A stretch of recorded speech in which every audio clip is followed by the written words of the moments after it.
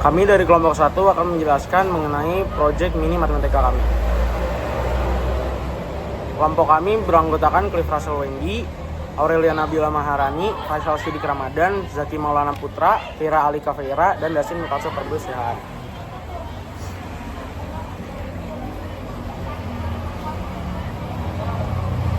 Deskripsi masalah. Konsep volume benda pejal dengan irisan penampang beraturan adalah cara menghitung volume suatu benda dengan membagi benda tersebut menjadi irisan-irisan tipis sepanjang sumbu tertentu.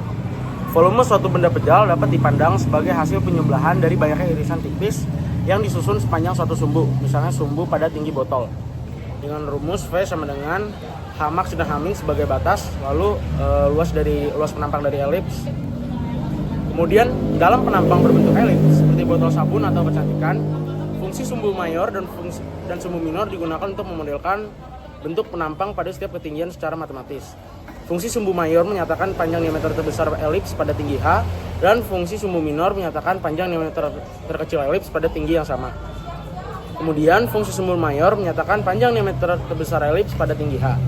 Lalu sumbu minor menyatakan panjang diameter elips pada tinggi yang sama juga. Kedua fungsi ini berbentuk persamaan polinominal. Dari hasil data tinggi lebar nyata botol, diperoleh hasil luas penampang elips untuk setiap nilai H dan volume, dan selanjutnya volume botol secara keseluruhan dihitung dengan integral tersebut. Bentuk botol yang digunakan adalah berbentuk oval pipi, yang dimana di bagian tengahnya melebar dan bagian atasnya mengecil menuju tutup botol. Lalu untuk bagian penampangnya, bagian penampang dari botol yang digunakan berbentuk elips, yang dimana sumbu mayor dan sumbu minornya berubah sesuai dengan ketinggian. Lalu yang terakhir untuk bagian ketinggiannya, botol yang kami gunakan memiliki tinggi 14 cm yang akan digunakan sebagai jumlah irisan. Jadi untuk pengukuran botol, jumlah irisan yang digunakan adalah 14. Jadi sekarang untuk pengukuran botolnya, kami sudah mengukur botolnya dan tingginya adalah 14 cm. Untuk mengukur volume botol, tinggi botol dipartisi seragam sebanyak 14 kali dengan satu partisinya segede 1 cm, dan bentuk hampiran botolnya adalah elips. Untuk mencari perubahan sumbu mayor terhadap tinggi botolnya, kami mengukur sumbu mayor berdasarkan partisi tinggi tersebut. Jadi untuk tinggi pada 1 cm, kami mengukur sumbu mayornya berapa, lalu pas tingginya 2 cm kami juga ukur berapa, dan seterusnya. Hal tersebut juga dilakukan untuk mencari sumbu minor, di mana kami mengukur sumbu minor terhadap partisi tingginya. Jadi 1 cm, sumbu minornya berapa, 2 cm, sumbu minornya berapa, dan seterusnya. Selanjutnya dilanjutkan pada saya, yaitu perkenalkan kembali, saya Zaki Maulana Putra dengan NIM 167253320. Jadi setelah dilakukan pengukuran botol dan dicari perubahan sumbu minor terhadap tinggi botolnya seperti pada tabel berikut, maka kita akan memplotting tinggi dari botol tersebut dengan setengah sumbu minornya pada aplikasi Desmos, yaitu dengan tinggi botolnya sebagai sumbu X dan setengah lebar sumbu minornya adalah sumbu Y. Kenapa setengah? Karena kita melakukan mirroring terhadap Desmos, jadi yang diambil hanya setengah lebarnya saja. Lalu setelah diplotting, kita akan mendapatkan persamaan polinomial seperti berikut. Lalu penggambarannya ataupun penggambaran dari fungsinya adalah sebagai berikut. Dilanjut dengan sumbu mayor oleh rekan saya. Sama seperti sumbu minor, untuk sumbu mayor kami juga melakukan 14 kali partisi dari tinggi botol. Kemudian didapatkan data sumbu mayor sebagai berikut, yakni di tabel sebelah kiri. Kemudian 14 data tersebut kami regresikan menggunakan Desmos untuk menghasilkan persamaan dari sumbu mayor yang ada di sebelah kanan atas. Lalu di bawahnya itu ada ilustrasi dari sumbu mayor. Kemudian berikut adalah grafik dari sumbu mayor yang dihasilkan oleh Desmos.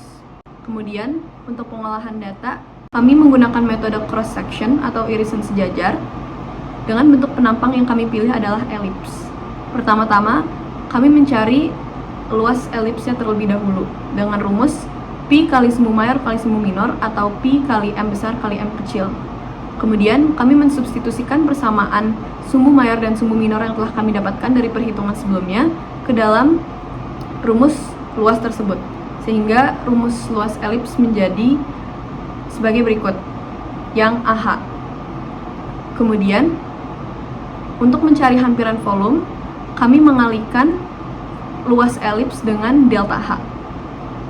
Lalu, untuk mencari volume asli dari botol tersebut, kami menggunakan integral tentu dari batas bawah A sama dengan 0 hingga batas atas B sama dengan 14 yang didapatkan dari pengukuran tinggi botol, sehingga didapatkan rumus volume sebagai berikut, yakni yang V sama dengan Pi dan selanjutnya.